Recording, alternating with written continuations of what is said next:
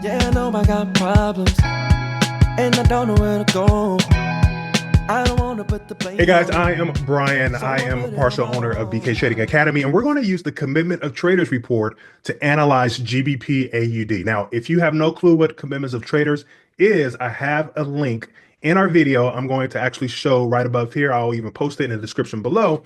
But it's pretty much telling us what the big banks, the hedge funds, and the large institutions are doing with these currencies, because they're putting in millions and even billions of dollars. And so if they're giving us a hint what they're doing, I think we should just ride along on their coattails. That being said, let me show you how to analyze this really quickly using price action. And I'm going to look at the COT report as confluence along with some indicators just to kind of top it off with the cherry on top. So let's go ahead and dive into it. So GBPAUD, we're price action traders. And that simply means looking left for clues to determine what happens in the past will also happen in the future. I like to look at it like this. If I'm going to the grocery store and I'm buying a loaf of bread that costs $6, in my opinion, that loaf of bread is pretty expensive for one reason or another. But I know that typically they like to put this bread on sale. And usually when they put this bread on sale, it'll attract buyers like myself and you. So when a bread goes on sale, that's my opportunity to actually buy. And it will attract buyers. The same in reverse, because we're looking at Forex pairs, you're never really selling because we're looking at two currencies, for example, GBP and AUD. So when you're buying GBP AUD, you're actually only buying GBP against the Australian dollar. Now, if you're selling GBP AUD, you're not really selling, you're actually buying AUD against GBP. If that's confusing, let's go ahead and break this down and we'll look at the Commitment of Traders report. Here's the site that I love to use here. And what I'm looking at is the non-commercial large speculators. I'm looking at the summary report and they even have a detail report. We're going to look at both. Let's start off with the detail report. Each column here represents 1 week in time. So if I'm looking at GBP first, I like to look at the week prior, January 14th, and the current week, January 21st. These are the numbers that the United States government provide us as traders and anyone else who wants to look at these numbers. We have access to it. So this was the week prior, and it gives us how many longs and shorts that these large institutions are buying. So let's look at GBP. For the week prior, they only had 438 longs. The reason why I know it's longs is because there's no minus sign right here. When I look at the next week, they went from 438 longs down to negative 8,257. That simply means that they've sold more Great Britain pound than they are buying. So you can see the progression looking on the right here. We can see that price dropped from 21,000 to 19,000, back to 20,000. And then you can see it starts to drastically drop from 20,000 to 14,000 to only 438.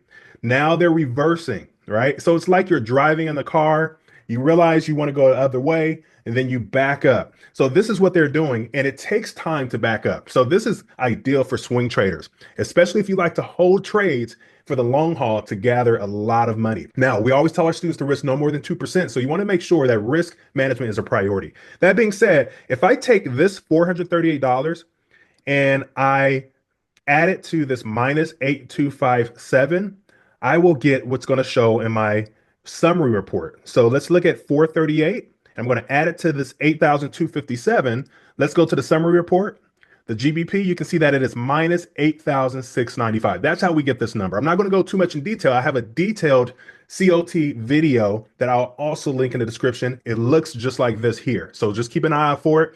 That being said, now that we see that overall the big banks and institutions have negative 8,695 shorts for the Great Britain pound. They also have longs as well. However, they have more shorts than longs. That's why it's red and it has a negative number.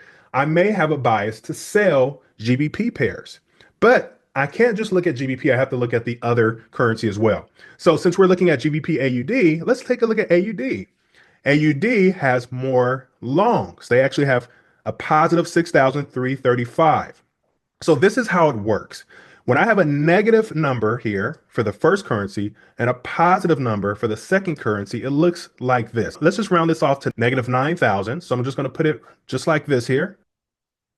Okay, so negative 9K. And what I'm going to go ahead and do is have an arrow pointing down because it's a negative number. So that means the big banks and institutions have more shorts than longs. So I want to sell GBP. Now, since we're trading two currencies at once, I need to look at AUD.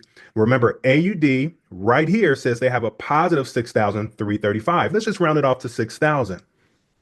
So I'm going to put plus 6K. Now, since it's positive, Some of you may say, well, hey, shouldn't price go to the upside? No, it actually should head to the downside. The reason why is because AUD is the second currency. So if I were to flip this around, remember, we never really sell, we're only buying. If I were to flip it around, you're actually buying AUD. So when you combine these two numbers, this number with this number, the overall bias should be headed down because GBP has more short, AUD has more long, which is downward because it's the second currency, meaning it heads down. So when you're buying AUD, so remember, going back to what I said a minute ago, you're never really selling. So if I were to sell, quote, GBP AUD, I'm really buying the fact that AUD has more longs or more favorable long than GBP. So now that I have two currencies pointing downward, all I need to do is add these numbers here, right? I'm going to add it, but this will also turn to negative because once I add it, I'm going to hit 9,000,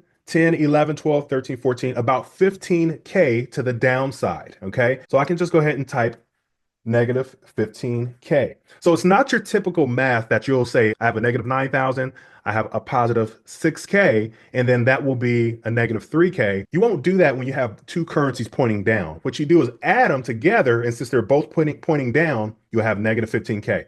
So that negative 15K is telling us combined that price should be heading down. Now, I haven't even looked at price action yet. Price action, I want to look at my support and resistance zone. Hey guys, if you're not aware, we have a Commitment to Traders course for you for those who really want to deep dive into learning what the Commitment of Traders is and how to research them.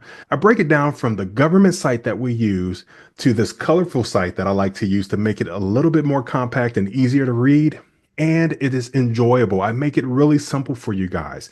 So this is just a brief snippet of what the Commitment to Traders report can do before it even happens. And remember, these are the big banks, institutions, and hedge funds who are actually putting in their longs and shorts for these currencies, and we have access to it. I'll show you how to access it, how to read it and understand it. Now, if you want something more than this course and you want to talk about the Commitment to Traders to a group of like-minded traders, in a trading academy, you can even join our trading academy as well. Everything is on our site at bktradingacademy.com. If you have any questions, feel free to comment in this video below and I'll be more than happy to direct you to what you need. Now, let's finish the video. I identify my support and resistance zone simply by these points here. This will be a resistance here. Look at these cluster of candles right here, 4 hour after 4 hour after 4 hour consolidation. This also tells me that this is a huge, huge resistance level. This was resistance, resistance. I can look here, a cluster of wicks right here. Let's zoom in so you can see it. A cluster of wicks, this is resistance. So this is how I identify my resistance zone. It gets a little bit deeper than that, guys. Remember, we have a Forex Academy. We even have a Stocks Academy. If you want to learn more, take your education serious and want to be free from either your 9-to-5 job or just make supplemental income. I identify my resistance and identify my support. We're not talking about support quite yet because we're wanting to sell. You only sell at resistance. And guess what? As I track price in this channel, remember, they have a lot of buyers coming in. You can see if you study candle behavior, these long candles are starting to become shorter, shorter, shorter, and shorter. That's that driving forward. And then you slow down and then start to reverse that I mentioned earlier. I can use that Commitment to Traders report along with price action, identify my support and resistance zone, combine that and say, I should be short. Now, this would be a great swing trading, meaning that I can stay in this for 1-2 days, maybe even a couple of weeks, depending on what the Commitment to Traders report do. If this Australian dollars continue to rise from, let's say, 6,000 to 9,000 next week, you're going to continue to see that pair drop. If GBP continues to go negative even further, you're going to continue to see this pair drop. I love it, guys. That's our confluence. Let's throw on a Bollinger Band, for example. Bollinger Bands typically say this price is overbought at the top and oversold at the bottom band. Let's take this off and let's look at one of my favorite indicators. Let's look at the RSI. Look at the RSI. The RSI is already overbought. It is hitting over of the 70 level because when you're looking at the RSI, you want the RSI to be at the 70 level at least. I like to have my RSI with this MA in the middle. So once this crosses, you can see this RSI starting to curve. Let's pull it up. Look at this RSI starting to curve. This is beautiful. It is curving here, telling us that sellers are starting to come in. It's already overbought because it's at the 74 level. It's headed down. And once it crosses that MA, it is all over. You can see every time price crosses the MA at an extreme low, price goes up.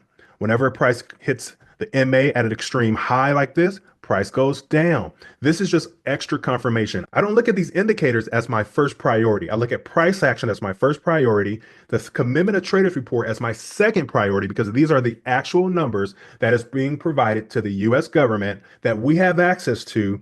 And then I can throw on these lagging indicators afterwards. Guys, this is pretty much it for GBPAUD. And this is how we like to trade at BK Trading Academy, knowing that when we get in, we have confidence. This builds your trading psychology when you have confidence. When you follow a trading plan to a T, you know when to enter because it's at your resistance level. And it's also at my resistance horizontal line right here, this red line.